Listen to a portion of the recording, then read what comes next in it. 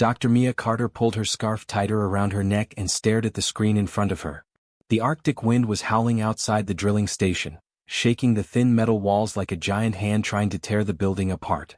It was minus 40 degrees outside, and even inside the station, the cold crept through every crack and corner. Mia had been working at this remote research base for 6 months. 6 long, quiet, freezing months. Most days were the same: drill, record data, eat, sleep, repeat. Nothing exciting ever happened here. That was about to change. She was running a standard thermal scan of the ice layers below when the numbers on her screen stopped making sense. The scanner was showing a massive object buried deep beneath the surface. Not rock. Not ice. Not any natural formation she had ever seen in years of glaciology work. It was metallic. Perfectly shaped. And it was enormous, stretching nearly 400 meters in length according to the early readings. Mia blinked and rubbed her eyes. She checked the calibration settings. She restarted the scanner program. The numbers came back exactly the same. She sat very still for a long moment. Then she picked up her radio and called her supervisor. Neil Shaw was a tall, broad-shouldered man in his late 50s with gray hair and a permanent tired look on his face. He had worked in Arctic research for over 20 years and had seen equipment failures, data glitches, and instrument errors more times than he could count. When Mia described what her scanner was showing, he let out a slow breath and told her to check for interference from the drilling equipment. She told him she already had. He told her to restart the system. She told him she already had done that too. There was a long pause on the radio. Then he said he would come and look himself. Neil walked into Mia's small workroom 10 minutes later, still pulling on his heavy coat. He looked at her screen, then at her face, then back at the screen. He sat down slowly in the chair beside her and leaned forward. His eyes moved across the data carefully. A minute passed. Then another. He said nothing. Mia watched him and waited. Finally, Neil stood up and walked across the room to the secondary scanning station. He pulled up a completely separate instrument, a different system that used ground-penetrating radar rather than thermal imaging. He ran a new scan of the same coordinates. The results took about 3 minutes to process. When the image appeared on his screen, the color drained from his face. The same object. Same shape. Same depth. Same size. Neil turned to look at Mia. She looked back at him. Neither of them spoke for several seconds. He then walked to a third instrument on the far wall, an older acoustic mapping unit that the team rarely used. He powered it up, waited for it to warm up, and ran a third independent scan. 5 minutes passed in complete silence. The only sounds were the wind outside and the low hum of the equipment. Then the acoustic map rendered on screen line by line, slowly building a picture from below. The same object appeared for the third time. Neil Shaw sat down heavily in his chair and pressed both hands flat on the desk in front of him. He was a careful man. A scientific man. He did not believe in jumping to conclusions.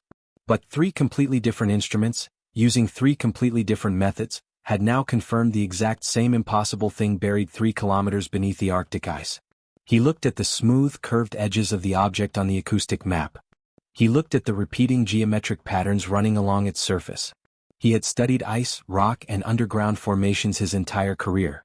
He knew what natural shapes looked like. He knew what human-made structures looked like. This was neither. He picked up his radio and made a call. Not to the research board. Not to the university that funded their station. He called a number he had been given when he first took this posting.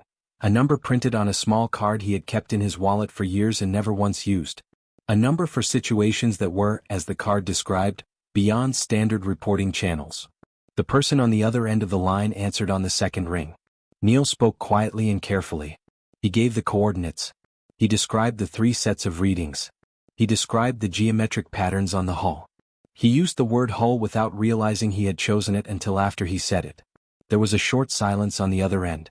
Then the voice said someone would be there within 72 hours and that Neil and Mia were to speak to no one about what they had found. Not colleagues. Not family. No one. Neil put down the radio and looked at Mia. She had heard every word. They spent the next 3 days acting as normally as they could. They ran their usual drills. They filed their usual daily reports, leaving out everything about the object below. They ate dinner with the rest of the small research team and made quiet conversation about ice core samples and weather patterns. But every few hours, one of them would drift back to the scanning room and stare at the readings again. Just to make sure it was still real. It always was. On the 3rd morning, 3 large military transport helicopters appeared from the south, cutting through the pale gray Arctic sky. They landed in the flat snow field beside the station one after another, and before the rotor blades had even stopped spinning, men and women in dark cold weather gear were climbing out and moving with quiet, organized purpose. Behind them came equipment cases, portable structures, satellite dishes, and crates that neither Mia nor Neil could identify. A woman in a black coat introduced herself only as a coordinator from an international science and security council. She shook their hands, looked at their data for about 4 minutes, and then made 3 phone calls in rapid succession. Within an hour, the small research station had been transformed into something completely different. New walls went up around the perimeter. The original 6-person research team was quietly relocated to a different facility 200 kilometers away. Only Mia and Neil were allowed to stay, and even they were given new identification badges and told not to discuss their location with anyone. Over the following days, a proper excavation operation began. Heavy boring machines were brought in and lowered into the ice. Teams of engineers worked in rotating shifts around the clock. The deeper they drilled, the clearer the readings became. The object was real. It was solid. It had not moved, shifted, or degraded in any way that suggested it was old, despite the fact that the ice around it was dated at over 800,000 years. 800,000 years. Mia kept thinking about that number. Modern humans had only existed for around 300,000 years. Whatever was down there had been buried long before her species had even learned to make proper tools. Long before language. Long before fire was fully understood. Whatever had put that ship beneath the Arctic ice had done so when humanity was still a young and fragile experiment in a dangerous world. She was standing in the main monitoring room late one evening when the first high-resolution image came through from the deep camera unit they had lowered close to the hull. The room was crowded, engineers, military officers, and scientists all pressing forward to see the screen. The image loaded slowly, line by line. The hull filled the frame.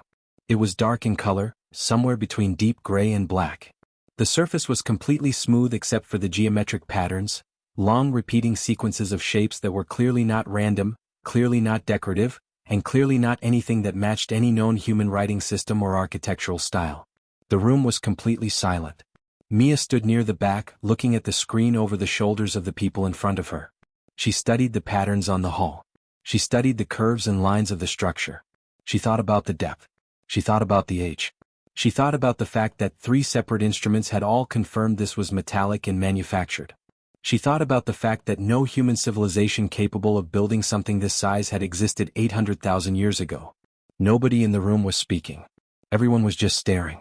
Mia looked at the image for a long time. Then, quietly, almost to herself, she said the words that everyone in the room was already thinking but had not yet been willing to say out loud. This was never made on Earth. Nobody argued with her. Nobody said a word. The only sound in the room was the distant howl of the Arctic wind outside, and the low, steady hum of the scanning equipment. Still running, still recording, still trying to make sense of something that had been waiting patiently in the dark and cold for a very, very long time. The excavation team had been working for 11 days straight by the time they finally reached the hull. It had not been easy.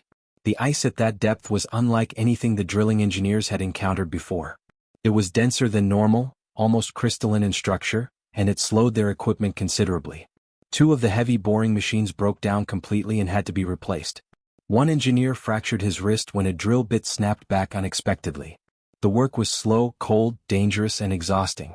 But eventually, after nearly 2 weeks of non-stop effort, the final layer of ice was cleared away and the team stood in a large excavated chamber deep beneath the Arctic surface, face to face with the hull of the ship. It was more impressive up close than any scan or image had suggested. The surface was perfectly smooth, not in the way that polished metal is smooth, but in a deeper, stranger way, as if the material itself had no grain, no texture, no microscopic imperfections at all. It absorbed light rather than reflecting it, giving it a dark, almost liquid appearance. The geometric patterns that had shown up on the scans were clearly visible now, running in long horizontal lines across the surface. Up close, they were even more complex than they had appeared on screen. Mia stood and looked at them for a long time, feeling certain they meant something, feeling equally certain she had no idea what. Commander Ray Ford was not interested in the patterns. He was interested in getting inside. Ray was a military man in his early 50s, broad and direct, with short gray hair and a manner that suggested he had very little patience for things that did not cooperate with him. He had been placed in charge of the physical operation, security, access, and containment. His job, as he understood it, was to get the team inside that ship as quickly as possible and establish control of whatever was in there. He approached the problem the way he approached every problem, with force, efficiency, and escalating levels of pressure until something gave way. The first attempt was a diamond-tipped industrial drill, the same type used to cut through reinforced military bunkers. The drill pressed against the hull, whined loudly, spun at full speed, and accomplished absolutely nothing. The surface showed no mark, no scratch, not even a faint discoloration where the drill had made contact. Ray watched this with a flat expression, then ordered a more powerful cutting system brought in. The second attempt used a high-powered laser cutter, the kind capable of slicing through thick steel plate in seconds. The technician set it up carefully, adjusted the focus, and fired a sustained beam directly at the hull surface. The laser hit the hull and simply stopped. It did not scatter, did not reflect, did not burn. It disappeared into the surface as if the hull were swallowing the light. After 90 seconds of continuous cutting with no result whatsoever, Ray held up his hand and told the technician to shut it down. He stood looking at the hull with his arms crossed for a moment. Then he turned to his team and ordered the next option. The third attempt involved controlled explosive charges. Small, precision-shaped charges designed to concentrate their blast force on a specific point. The team cleared the chamber, set the charges against the hull at 3 separate locations, retreated to the safe zone, and detonated them.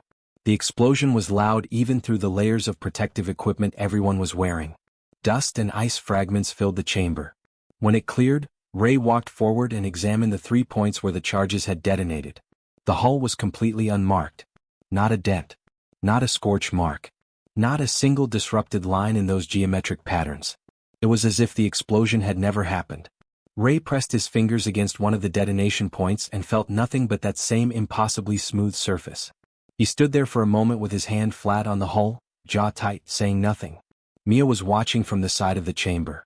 She had been watching all 3 attempts with a growing feeling that Ray was asking the wrong question. He was asking how to force the ship open. She kept thinking the better question was why the ship was not opening on its own. Something that had been waiting for 800,000 years? Something that had been built by beings advanced enough to create a hull that laughed at lasers and explosives? Would not still be sealed simply because no one had found the right drill bit. There had to be another reason. There had to be something they were missing. She said as much to Ray that evening during the team briefing.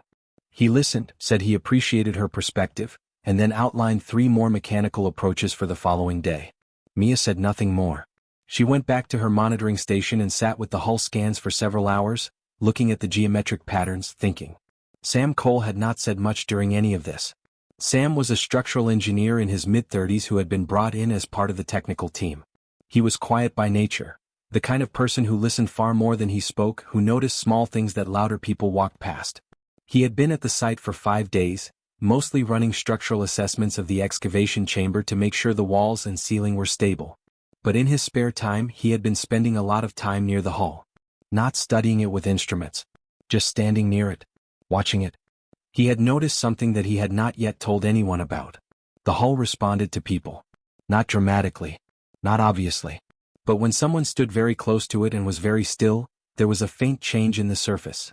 A slight deepening of the dark color, almost like a shadow moving beneath the material. It was subtle enough that most people would never notice it, especially in a chamber full of noise and activity and equipment. But Sam had noticed it because he had been standing quietly near the hull on 3 separate occasions when the rest of the team was occupied elsewhere. Each time the same thing happened. Stand close. Be still. The surface shifts slightly. Almost like it notices you. He had also noticed that the shift was stronger when he was calm. When he had been thinking about work problems or feeling the background stress of the operation, the change was minimal. But on one occasion, standing alone in the chamber during a break, his mind quiet and his body relaxed, the shift had been noticeably more pronounced. The surface had seemed almost to lean toward him, the way a plant leans toward light. He turned this observation over in his mind for 2 more days while Ray's team continued their failed attempts. On the morning of the 3rd day, during a break between attempts, Sam walked up to the hull alone. The chamber was quiet. Most of the team was in the upper facility eating or resting. Mia was at her monitoring station. Ray was on a call with his superiors. Sam stopped about half a meter from the hull and stood still for a moment. He took a slow breath. He let his shoulders drop. He thought about nothing in particular, just let his mind go quiet the way it sometimes did when he was alone and at ease. He felt his heartbeat slow slightly. The chamber was very silent. The hull surface shifted in that subtle way he had seen before, the dark depth of it moving like something beneath deep water. Sam reached up and pulled off his glove. He held his bare hand out and pressed it flat against the surface. It was neither warm nor cold. It felt like nothing he had a word for, not metal, not stone, not glass. It simply felt like a surface that was paying attention. He kept his hand flat against it and kept breathing slowly. He did not push. He did not try to force anything. He simply stood there, calm and still, his bare hand against the hull and his mind quiet. For about 20 seconds nothing happened. Then the geometric patterns around his hand began to glow, a soft pale light that spread outward from his palm in a slow, even wave, moving along the pattern lines like water filling channels. The glow spread across a section of hull about 3 meters wide and 2 meters tall. Then, with a sound so low it was more felt than heard, a deep, resonant hum that moved through the floor and up through the bones, a seam appeared in the surface. Perfect and straight. The section of hull split silently along the seam and drew back, folding into itself in a way that should not have been mechanically possible, revealing a dark opening beyond. Warm air moved out of the opening. Not cold. Warm. Sam stood in front of the open doorway and looked into the darkness beyond it. He heard footsteps behind him, fast ones. Ray had heard the hum from the level above and come down at a run. He stopped at the entrance to the chamber and stared at the open door, then at Sam, then at the open door again. His mouth was slightly open. He looked like a man whose entire understanding of how the world worked had just quietly stepped aside. Sam pulled his glove back on and glanced at Ray. "It wasn't locked," he said simply. It was waiting for someone calm enough to ask. The warm air that moved out of the open doorway was the first strange thing. Everything about the Arctic was cold. The ice, the walls of the excavation chamber, the equipment, the air, everything carried that deep, bone-level chill that people who worked in polar regions learned to live with but never fully got used to. So when that slow breath of warm air drifted out of the ship's opening and touched Sam's face, it stopped him completely. It was not hot. It was not uncomfortable. It was the kind of warmth that belonged to a living space, steady and even, like the inside of a room that had been carefully maintained at a comfortable temperature for a very long time. Sam stood in the doorway and let that warmth wash over him for a moment. Then he stepped inside. Ray was right behind him, one hand resting on the sidearm at his belt out of pure instinct. Behind Ray came 2 of his security personnel, both armed and moving carefully.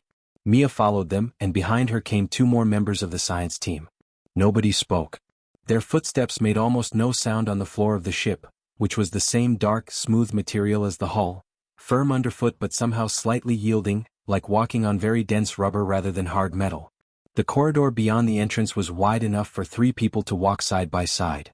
The ceiling was high, nearly 4 meters above their heads. The walls curved gently inward at the top, giving the passage a soft, oval shape. There were no visible light sources, but the space was not dark. A faint, even illumination came from the walls themselves, as if the material were very slowly and gently glowing from within. It was enough to see clearly but not enough to feel bright. Everything had a soft, bluish-gray quality to it, like the light just before dawn. They walked for about 30 meters before the corridor opened up. What was in front of them made everyone stop walking at exactly the same moment. The chamber was enormous. It was difficult to judge the size properly at first because the scale of it was simply too large for the brain to process quickly. It was at least 200 meters across and the ceiling arched far above, 30 meters maybe more. The walls curved in a great dome shape that disappeared into shadow at the top. And filling this space, arranged in long orderly rows that stretched from one side of the chamber to the other, were the pods. Thousands of them. They were oval in shape, each one roughly 2.5 meters tall, standing upright in rows of 20 with narrow walkways between each row. They were made of the same dark material as the rest of the ship, but each pod had a transparent front panel through which the occupant inside could be seen. Most of the pods were completely dark. No light, no activity, no sign of anything functioning inside them. The figures within those dark pods were still and gray, and Mia understood without needing to be told that those ones were gone. Whatever had been alive in them had not survived the long wait. But not all of them were dark. Scattered throughout the rows, irregularly spaced, were pods that glowed. A soft, warm gold light pulsed very slowly inside them, not a sharp or bright light, but gentle and deep, like the last ember of a fire that had somehow kept itself alive through a long, cold night. Mia counted them as she moved slowly down the first walkway. She got to 40 before she stopped counting and just kept walking. She stopped at the first glowing pod and looked through the transparent panel. The being inside was tall, she could tell that even in its resting position. Its body was long and lean with 4 limbs folded close to its torso. The surface of its body was not skin in any way she recognized, it was more like layered plates, dark and slightly iridescent, overlapping each other the way the scales of a deep-sea creature might. The head was large, smooth and elongated, tapering to a gentle point at the back. And the eyes, closed now but still remarkable even in stillness, were large and multifaceted, their surface catching even the faint ambient light of the chamber and splitting it into tiny fragments of color, like looking at a closed eye made entirely of crystal. Mia stood very still and looked at this being for a long time. It was completely motionless. Its chest did not visibly rise or fall. There was no movement at all except the slow, soft pulse of the gold light around it. She had the strange and powerful feeling that she was looking at something ancient. Not in the way that a fossil or an artifact is ancient, but ancient in the way that a star is ancient. Something that had existed so long that the word old simply was not large enough to describe it. Ray moved through the rows of pods with a tight expression, taking in the numbers, clearly calculating in the way military minds calculate, threat assessments, containment options, reporting requirements. His 2 security personnel walked quietly behind him. Sam moved slowly through a different row, running his hand lightly along the edges of the dark pods, feeling the material, studying the construction with an engineer's careful attention. It was Mia who kept moving forward. At the far end of the great pod chamber, she could see another corridor opening, wider than the first one, with a stronger light coming from somewhere beyond it. She walked toward it, stepping carefully between the rows of sleeping figures, feeling the faint warmth of the glowing pods as she passed them. There was something about this space that pressed on her chest in a way she could not name. All these beings waiting in the dark for so long. Most of them not making it. A few still holding on. She walked through the second corridor. It was shorter than the first, only about 15 meters, and it opened into a second chamber that was smaller than the pod room but in its own way far more striking. This was clearly the central chamber. It was circular, perhaps 30 meters across, with a high ceiling and walls that curved smoothly all the way around. In the center of the room stood a tall, pillar-like structure that reached from floor to ceiling, dark and smooth like everything else, but with lines of faint light moving slowly upward through it, like something circulating within it. Around the base of the pillar, the floor was covered in markings, intricate, layered, clearly deliberate. But it was the walls that stopped Mia completely. The walls of the central chamber were covered from floor to ceiling in carvings. Not the geometric patterns from the hall. These were different. These were images. And as Mia raised her light and moved it slowly across the surface, what she saw made her legs feel unsteady. Human hands. Dozens of them, hundreds of them, pressed flat against the wall in the universal gesture that humans had used since the very beginning of recorded existence. The same gesture found in caves in France, in Spain, in Indonesia, in Argentina, the oldest human signature in the world. A hand pressed to a surface and outlined, saying simply, "I was here. I existed." Around the handprints were other images. Animals that Mia recognized from prehistoric cave art. Bison, horses, running deer, outlined in those same careful lines. Crude human figures in motion, hunting, gathered in groups, sitting around what were clearly meant to be fires. These images were not copies of human cave art. They were the originals. Or something older than the originals. Something that had come before. And woven through all of it, threading between the handprints and the animals and the human figures like a complex and deliberate language, were spirals.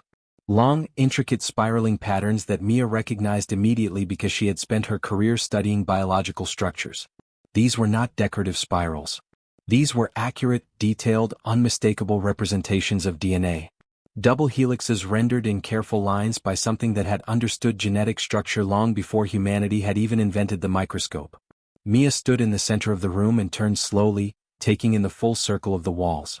Her light moved across handprints and animals and spiraling genetic code, all carved with extraordinary care into the surface of a ship that had been buried beneath the Arctic ice for 800,000 years. Her mind was working through the implications slowly, the way the brain sometimes slows down when the thing it is processing is simply too large to rush. These beings had not just found early humans.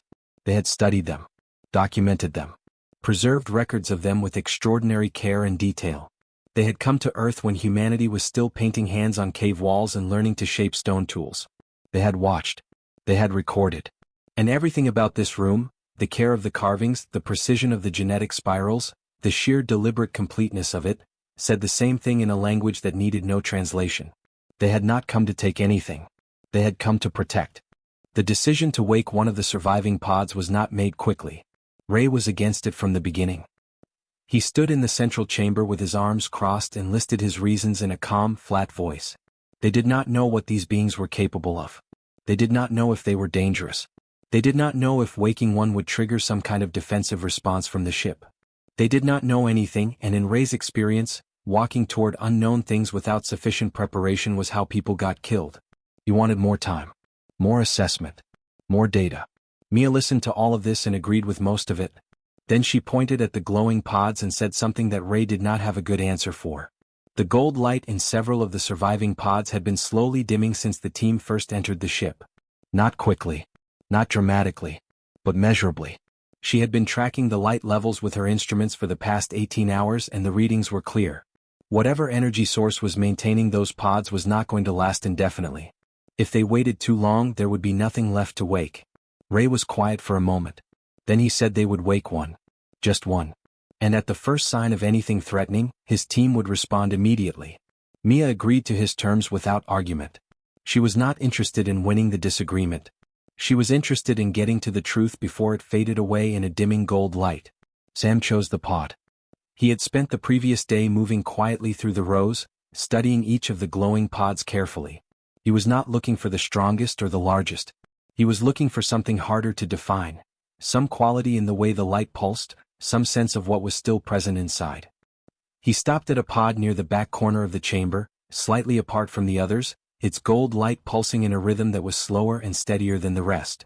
The being inside was smaller than the others he had seen, more slender, its folded limbs thinner, its crystalline eyes closed with what looked almost like peace rather than simple unconsciousness. Sam stood in front of this pod for a long time. Then he turned and told Mia he thought this was the one. Mia spent several hours studying the pod's external interface before she attempted anything.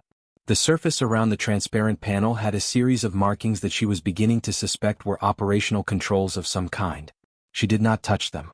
Instead, she mapped them carefully, cross-referenced them with the patterns from the central chamber, and built up a picture of what each marking might relate to. It was slow work and she was not certain she was right. But eventually she identified what she believed was a gradual revival sequence rather than an emergency release, something designed to bring the occupant back slowly and gently rather than all at once. She pressed the sequence with 2 fingers very carefully. For a long moment nothing happened. Then the gold light inside the pod shifted. It brightened slightly and changed in quality, becoming warmer, more orange than gold, pulsing a little faster. A faint sound came from within the pod, something between a hum and a vibration, felt more in the chest than heard with the ears. The temperature around the pod rose noticeably. Sam stood to one side watching. Ray stood several meters back with his 2 security personnel, all of them still and watchful. The rest of the science team had gathered at the entrance to the pod chamber, observing from a distance. The revival took 4 hours. It was not dramatic. There was no sudden movement, no sharp awakening. It was gradual, so gradual that at any single moment it was difficult to say that anything had changed, but over the course of those 4 hours something came back. The light steadied. The vibration deepened and then softened into something more regular. The folded limbs inside the pod shifted by tiny degrees. And then, so slowly it was almost imperceptible, the large crystalline eyes opened. They caught the light of the chamber immediately, splitting it into fragments of color the way a prism does, scattering tiny points of light across the interior of the pod. The being did not move. It simply lay there with its eyes open, those extraordinary fractured light eyes moving very slowly, taking in the ceiling of its pod, then the transparent panel, then the faces looking in at it from outside. Mia stepped closer and raised her hand in what she hoped was a recognizable gesture of stillness and calm. She kept her face as open and neutral as she could manage. The crystalline eyes moved to her face and stayed there. They named it Eris. Not because they knew its name, they had no way of knowing that yet, but because they needed something to call it, and Mia thought it deserved a name rather than a number or a designation. Sam agreed immediately. Ray said nothing, which Mia took as acceptance. The translation system took time to engage. It was Sam who found it, a panel in the central chamber near the base of the tall central pillar that, when activated, projected a low field of sound and light around anyone standing within its range. It seemed designed to work as a bridge between communication systems, taking in patterns of sound and meaning from one source and building connections to another.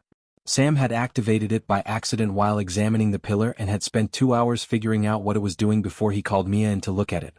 They moved Eris, still in a reclined mobile unit they constructed from equipment in the ship's storage areas, into the central chamber and positioned it within range of the translation field. Then they waited. The first communications were not words. They were feelings, or something that arrived in the mind with the weight and texture of feelings. A sense of great age. A sense of exhaustion so deep it had moved past tiredness into something closer to endurance. A sense, faint but present, of something that might have been relief. Mia stood within the translation field and received these impressions and said nothing, just acknowledged them with a slow nod, hoping that the system was carrying her response back in whatever form Eris could receive it.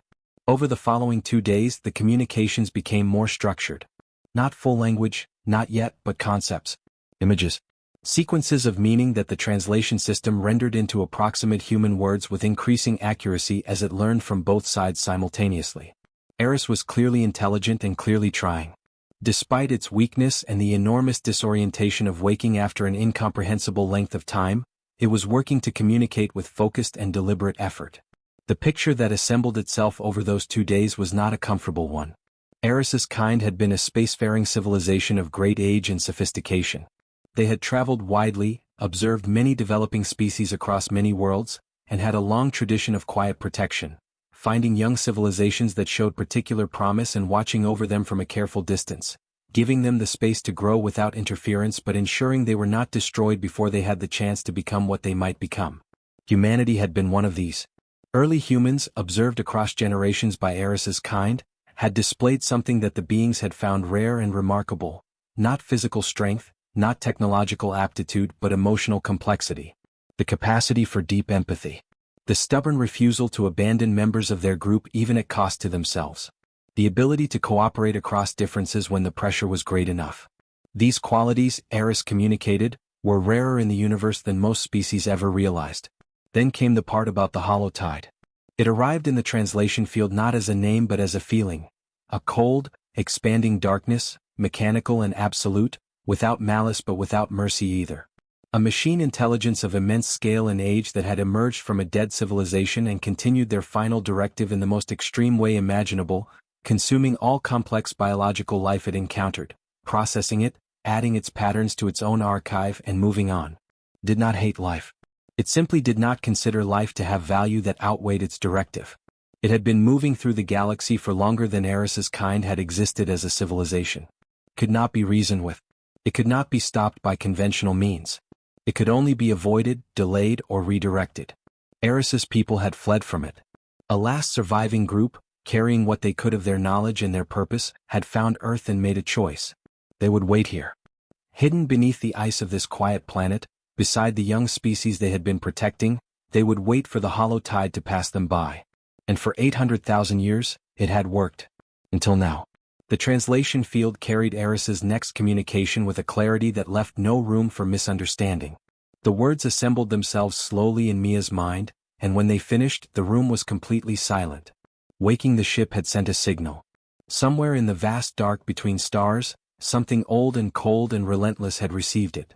Eris's fractured eyes moved around the room, taking in each face in turn. The hollow tide was already coming. The news moved up the chain of command faster than anyone expected. Within 6 hours of Eris delivering its warning, the information had reached the highest levels of government in 4 countries. Within 12 hours, an emergency council had been assembled. Military commanders, heads of intelligence, senior scientists, all connected through encrypted channels to the facility above the excavation site. Mia and Sam sat in the briefing room and watched faces on screens absorb the same information they had spent days processing. Some of those faces went pale. Some went hard and closed. A few simply went very still in the way that people go still when the thing they are hearing is too large to react to immediately. Ray stood at the front of the room and delivered the situation report in a steady military voice.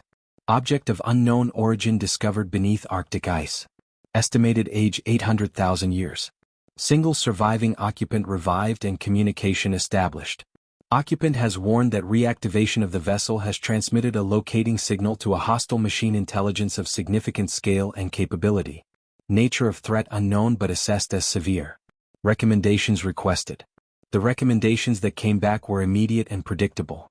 Weaponize the ship. Find its weapons systems. Prepare a defensive response. Several of the military voices on the call spoke over each other in their urgency to say essentially the same thing. They had a vessel of extraordinary technological capability sitting right in front of them, and they needed to understand how to use it before whatever was coming arrived.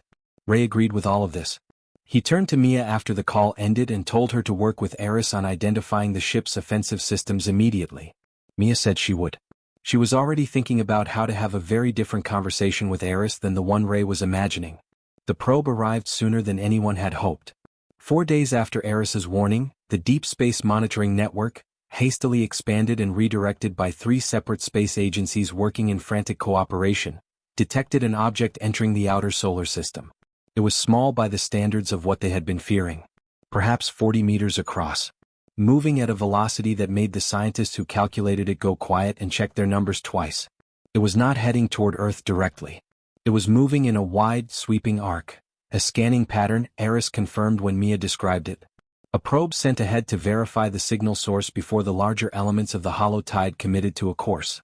This was the word that changed Ray's expression for the first time since the operation began. Larger elements. He asked Mia to ask Eris what that meant. Mia relayed the question. Eris was quiet for a long moment, its crystalline eyes catching the light of the central chamber in slow, fragmented flashes. Then it communicated a number that the translation field rendered carefully and precisely. Ray did not repeat the number out loud. He simply turned away and stood with his back to the room for a moment. When he turned back, his face was composed again, but something behind his eyes had shifted permanently. He wanted to use the ship's weapons immediately. He said this to Mia with a directness that left no space for discussion. They had one probe in the solar system right now, moving in a predictable arc, and they had a vessel of extraordinary capability sitting right here. This was the moment. Hit the probe before it completed its scan and transmitted confirmation back to whatever was following it. If they destroyed it cleanly enough, fast enough, there was a possibility, not a certainty but a possibility, that the absence of a confirmation signal would cause the larger force to pause, to recalculate, to redirect elsewhere. Mia took this to Eris. Eris listened. Then it communicated something that Mia had to ask the translation system to repeat 3 times before she was confident she had understood it correctly. She walked back to Ray and told him what Eris had said. Ray listened with his arms crossed and his jaw set. When she finished, he was quiet for a moment. Then he said, "Explain it again." Mia took a breath and explained it again. The ship had a pulse cannon. It was real, it was functional, and it was capable of destroying the probe. But it did not run on power in any conventional sense. It did not run on fuel or energy stored in a battery or reactor.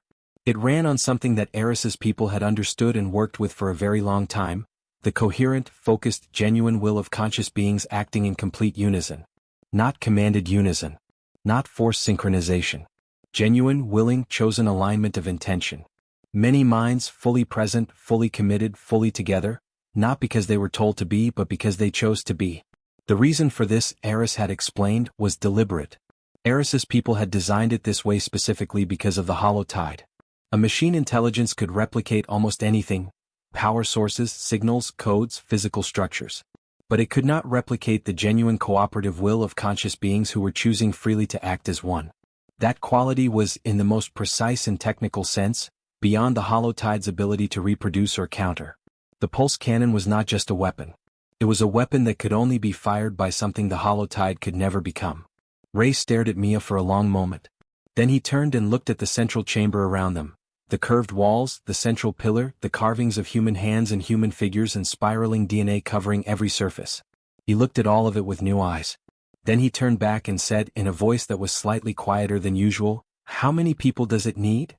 Eris had indicated a minimum of 30. More would be better.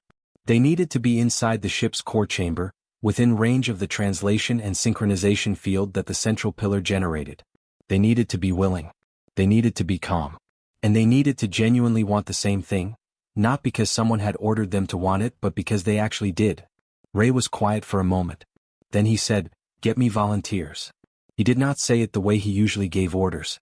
He said it differently, with a weight in his voice that suggested he understood the distinction between ordering people and asking them. The call for volunteers went out through the facility. Mia stood in the central chamber while Sam and 2 others explained what was needed, what it would involve, and what it would not guarantee. Nobody was told they had to participate. Nobody was told what would happen to them professionally if they declined. The choice was presented as plainly and honestly as possible. 53 people volunteered within the hour. They came from everywhere the facility had drawn its personnel. Physicists, engineers, military personnel, support staff, 2 medical officers, and 1 cook who had been at the site since the excavation began and who said simply that she had come this far and intended to see it through. They came from 11 different countries. They ranged in age from 24 to 61. Most of them had never met each other before this operation. None of them had ever done anything remotely like what they were being asked to do. They filed into the central chamber and arranged themselves in a wide circle around the central pillar, following Eris's guidance through Mia, who stood at the center near the pillar and relayed instructions as clearly and calmly as she could. Sit down. Get comfortable. Close your eyes if it helps. Think about why you are here, not the orders, not the career, not the obligation. Why you personally, as a human being who is alive right now on this planet, want this probe destroyed. Think about the people above the ice. Think about the cities and the fields and the oceans. Think about the 800,000 years that something ancient and good spent protecting a species it believed in. Think about what that belief deserves in return. The chamber became very quiet.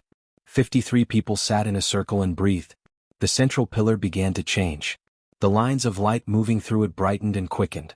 The hum that had been a constant background presence in the ship since they first entered it deepened, growing fuller and more resonant, filling the chamber from every surface simultaneously. Mia sat at the center of it all and felt something she had no scientific vocabulary for, a warmth that had nothing to do with temperature, a sense of presence that had nothing to do with the people she could see around her. It felt like standing in a current, like being part of something larger than the sum of its pieces. The pillar blazed white. The ship roared, a single, full, total sound that moved through the ice and rock and metal as if none of it existed, and then went completely silent. 3 seconds passed. The monitoring station above confirmed the probe's destruction 40 seconds later. Gone. Completely. Not damaged, simply no longer present in any form the instruments could detect. Mia opened her eyes and looked around the circle of people sitting with her in the chamber. Some were crying quietly. Some were simply sitting with their eyes still closed, wearing expressions she had no word for. Sam was looking at his hands with a small, wondering expression. Ray was sitting very straight, eyes open, staring at the pillar, looking like a man who had just been taught something important about a subject he had thought he already understood completely. Eris, seated near the chamber entrance, its crystalline eyes open and full of fractured light, was very still. Outside, across the vast and silent dark, the stars did not answer. The silence after the probe's destruction lasted about 3 minutes. Then everyone in the central chamber started talking at once. Not in panic. Not in fear. In the way that people talk when something enormous has just happened and the human brain, which does not handle enormous things in silence very well, needs to process it through words and movement and the reassurance of other voices. People stood up from the circle. Some embraced people they barely knew. Some walked to the walls and pressed their hands against the carvings there, the handprints, the cave art, the spiraling genetic code, as if touching them made the reality of everything more solid and true. The monitoring team upstairs was transmitting confirmation after confirmation through the earpieces of the military personnel in the room. The probe was gone. No secondary signal detected. No response from further out in the solar system. At least not yet. Ray stood in the middle of all of it with his radio in his hand, receiving reports and issuing calm, clear instructions to his team above. His voice was steady. His face was composed. But Mia, watching him from across the chamber, could see something different in the set of his shoulders, a loosening that had nothing to do with relief about the probe and everything to do with something larger that had shifted in him during those minutes in the circle. Ray Ford was not a man who changed easily or quickly. But something had changed. The reports that went up the chain of command that night were unlike any that had ever been filed in the history of human record-keeping. Over the following weeks, the question of secrecy became impossible to maintain. Too many people knew. Too many instruments across too many independent networks had tracked the probe's entry into the solar system and its sudden, total disappearance. Astronomers in 6 countries had logged anomalous readings. 2 university research teams had published preliminary papers about an unidentified fast-moving object in the outer solar system before government agencies could reach them. The shape of the truth was already visible to anyone paying close attention. It was only a matter of time before the full picture became undeniable. The decision to go public was made at the highest levels and announced simultaneously across every major broadcast network on a quiet Tuesday morning. Mia was asked to be part of the briefing team. She sat at a long table in front of cameras and screens and the faces of journalists and government representatives from dozens of nations, and she told the story as clearly and plainly as she could. She started with the thermal scanner reading on a freezing night in the Arctic. She ended with 53 people sitting in a circle in an ancient ship and choosing, together, to protect their world. The world received this information in the way that worlds receive things that are too large to absorb quickly, with confusion, with fear, with wonder, with denial, with argument, with silence, and eventually, slowly, with something that began to look like understanding. The arguments came first. There were people who did not believe it. There were people who believed it and were frightened by it. There were people who wanted the ship taken apart and studied and its technology extracted and distributed. There were people who wanted it sealed back under the ice and never spoken of again. There were governments that wanted control of it and governments that wanted to make sure no single other government got control of it. There were protests and emergency sessions and long, exhausting negotiations that went on for months. Through all of it, the ship sat quietly beneath the Arctic ice and waited. As it had always waited. Eris recovered slowly. The translation system improved with use, and over the months following the awakening, communication became clearer and more detailed. Eris shared things about its civilization, their history, their philosophy, their long practice of quiet protection across the stars, that rewrote entire sections of human understanding about the universe and humanity's place in it. Eris also shared something more personal. Its people had not chosen Earth randomly. They had observed dozens of developing species across many worlds over many thousands of years. Most species, when they reached a certain level of development, turned their intelligence primarily toward expansion, toward control, toward the accumulation of power. A very small number developed differently. They turned their intelligence inward as much as outward. They built not just structures but relationships. They failed constantly and kept trying anyway. They hurt each other and then, remarkably, found ways to repair the damage. They were capable of extraordinary cruelty and extraordinary kindness, sometimes within the same hour, and they never stopped wrestling with the difference between the two. Humanity had been the most extreme version of this that Eris's people had ever encountered. More contradictory than any other species they had observed. More frustrating. More unpredictable. And more genuinely, stubbornly, persistently hopeful than anything else in their long experience of the galaxy. They had chosen to protect humanity not despite its contradictions but because of them. The Joint Research Station was established 14 months after the public announcement. It was not a simple or painless process. The negotiations over its governance structure alone took nearly half a year. But eventually a framework was agreed upon, international, civilian-led, with scientific access shared across all participating nations and military presence strictly limited to a protective role with no offensive mandate. Ray Ford was appointed security commander under this framework. He accepted the position without fanfare and immediately began the work of reshaping his team's approach from the ground up. Mia was named director.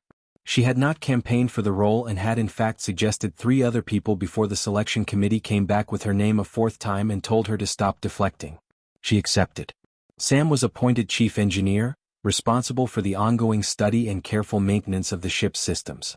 He took the role with the same quiet seriousness he brought to everything and immediately began the long process of learning the ship's engineering language, not by forcing it to conform to human frameworks, but by letting his understanding gradually reshape itself around what was actually there.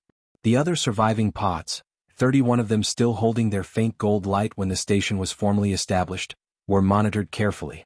The decision of whether and when to attempt more revivals was made slowly and collaboratively, with Eris's guidance central to every step. 3 more beings were successfully revived over the following year. Each awakening was long and careful and treated with the same seriousness that Mia had brought to Eris's revival. Each new awakening brought more knowledge, more history, more of a picture of what had been lost and what had been saved. The carvings in the central chamber became the most studied artifacts in human history. Linguists, geneticists, anthropologists, and historians from every culture on Earth came to stand in that circular room and look at the human handprints pressed into a surface made by beings from another star. The debate about what those handprints meant, about what it said about humanity that something ancient and wise had considered them worth preserving, went on in universities and living rooms and late-night conversations all over the world for years. It did not produce a single agreed conclusion. It produced something better, an endless, serious, deeply human argument about what humanity was actually for. On the evening of the station's first anniversary, Mia walked through the ship alone. She walked the wide corridor with its soft glowing walls, through the great pod chamber where the gold lights pulsed in their slow and steady rhythms, and into the central chamber where the pillars stood quiet and the carvings covered every surface from floor to ceiling. She stood for a moment with her hand pressed flat against a section of wall beside a cluster of ancient handprints. Her hand next to theirs. The same gesture, separated by 800,000 years. Then she walked to the observation port. It was a section of the hull near the ship's upper surface that Sam had figured out how to make transparent, not by modifying the material, which resisted all modification, but by learning the ship's own internal command for it, a sequence that Eris had eventually communicated after months of careful translation work. When activated, a section of hull roughly 2 meters wide became completely clear, offering an unobstructed view upward through the ice above, ice that had been replaced with a transparent composite material during the station's construction, creating a long clear column all the way to the Arctic sky above. The stars were visible tonight. The Arctic sky was clear and very dark, and the stars were sharp and close-looking the way they only are in places far from human light. Eris moved quietly into the space beside her. It had been doing that more often lately, finding Mia in quiet moments and simply being present without the need for the translation field, without communication, just existing in the same space. Mia had come to find it one of the most comfortable forms of company she had ever known. They stood together and looked up at the stars for a long time. Mia thought about a species that had crossed those stars carrying humanity's genetic blueprint like something precious and irreplaceable. She thought about 800,000 years of waiting in the dark.